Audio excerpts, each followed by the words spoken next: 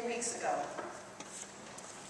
A few weeks ago, there was a shouting and a sound of the cursing of a child who was being dropped off for the Urban Arts program. I was stunned for a moment, unable to move. But as I listened and it occurred to me what was happening, the child was being browbeat. She was told she was a flickin' joke, only the word flickin' wasn't used. She was told that she needed to sit her butt down and stop flicking schnibbling. She was cursed. She was degraded. And in a very rough, very angry voice, this man continued to lay her out. The sounds were totally at odds to the beauty of the day and the good, wholesome environment I had come to associate with what goes on in this building. Another girl, a little bit bigger, I think, had gone inside, had come inside, and yet the one being shouted at was still in the car.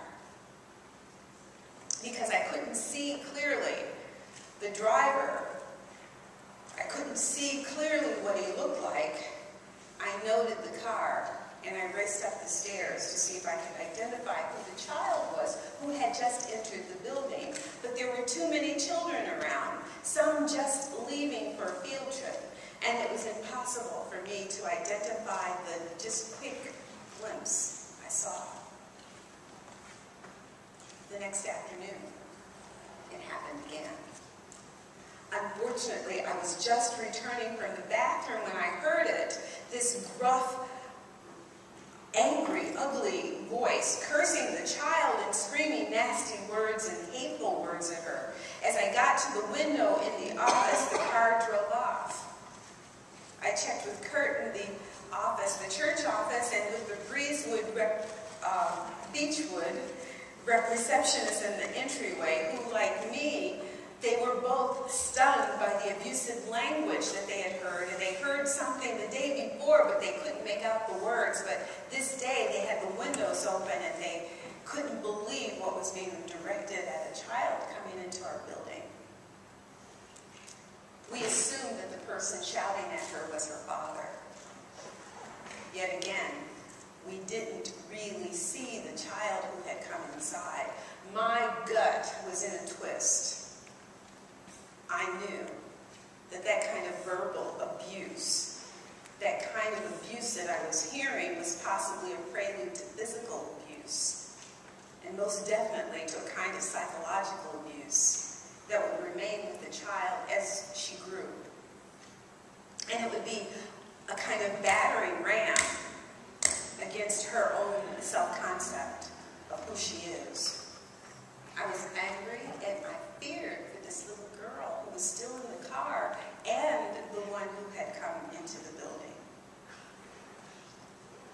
So I spoke with the director of Urban Arts, and we made sure that we would all be around the next day so that we could identify this father who seemed to have no sense of propriety and no sense of love for his daughters.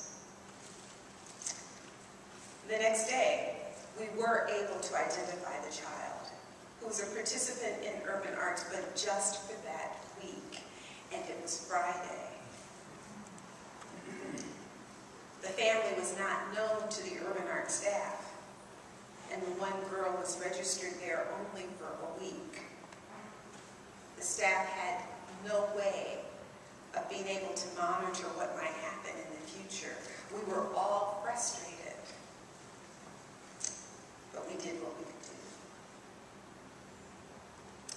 do. In the gospel reading just a moment ago, Jesus is luring his disciples away from their work to a deserted place where they can rest and where they can recharge.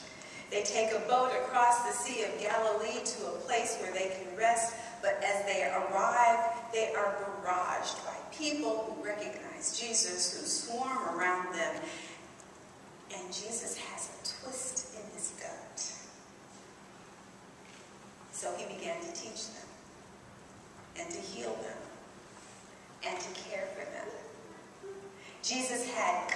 compassion. He was moved to compassion for them. That feeling in his gut, that twisting, that churning, that physical reaction that caused him to set aside his agenda for the rest that he wanted his disciples to enjoy. He didn't just think about the people who were swarming around them. He felt for them in his heart and in his gut. But Jesus defined compassion as more than a feeling.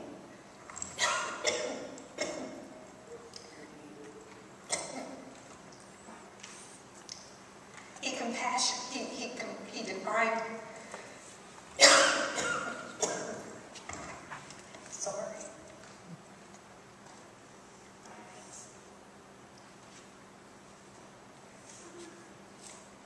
He defined compassion as more than just a feeling sorry for someone.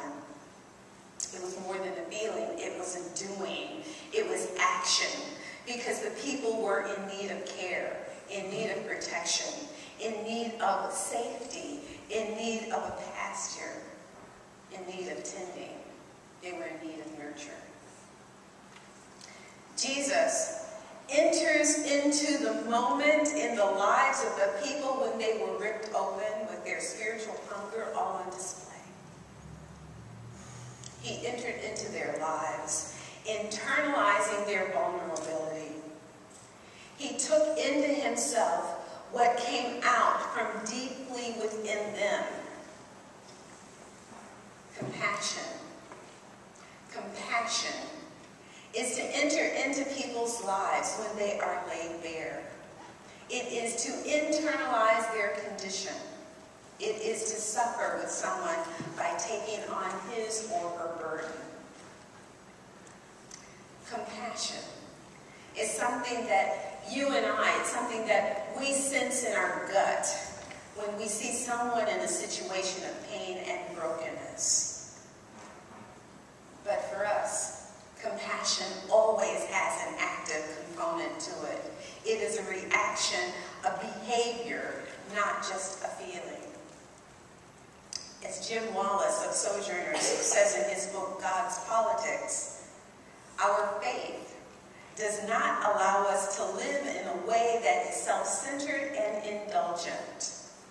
Followers of Christ are commanded to care for the poor and the vulnerable and to act as good stewards of God's creation.